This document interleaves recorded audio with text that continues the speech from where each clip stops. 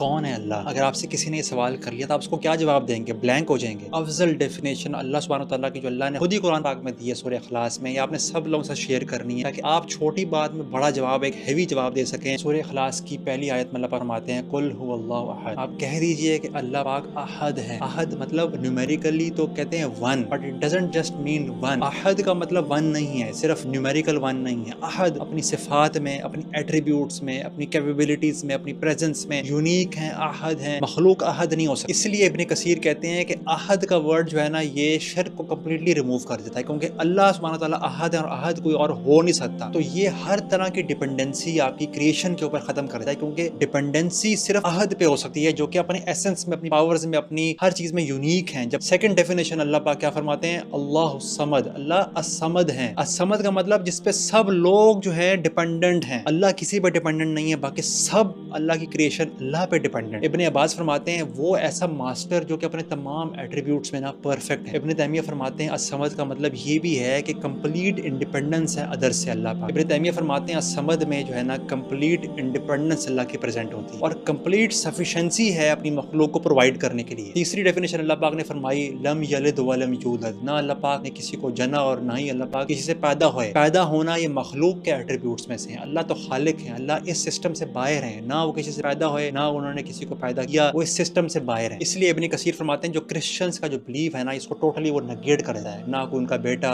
نہ کوئی ان کا والد، کوئی وہ اس ہیرارکی میں سے ہی باہر ہے۔ فورتھ ڈیفینیشن اللہ پاک نے کیا اپنی فرمائی؟ وَلَمْ يَكُن لَهُ كُفُوًا أَحَدٌ، وہ چیز نہیں ہے جو اللہ سے comparable. the moment you think of anything کہ یہ اللہ ہو سکتا ہے، وہ اللہ نہیں، ہماری امیجنیشن وہاں تک پہنچ نہیں سکتی۔ ابن تیمیہ فرماتے ہیں یہی اسماء و صفات کی جو ہے نا فاؤنڈیشن ہے، اللہ کی صفات، اللہ کے ایٹریبیوٹس، اللہ کی کوالٹی، اس سے اللہ کی صفات، ایٹریبیوٹس، کوالٹیز، پاور کی یونیکنس پتہ چلتی ہے کہ کوئی چیز سے وہ کمپیریبل ہی نہیں۔ تو یہ سب لوگوں کے ساتھ شیئر کریں، وہ اپنے رب کو پہچان پائیں اور اپنے اللہ کی وہ ڈیفینیشن بیان کر پائیں جو اللہ نے خود اپنے لیے پسند فرمائی، اور سورہ اخلاص میں اپنی ڈیفینیشن خود بتائی۔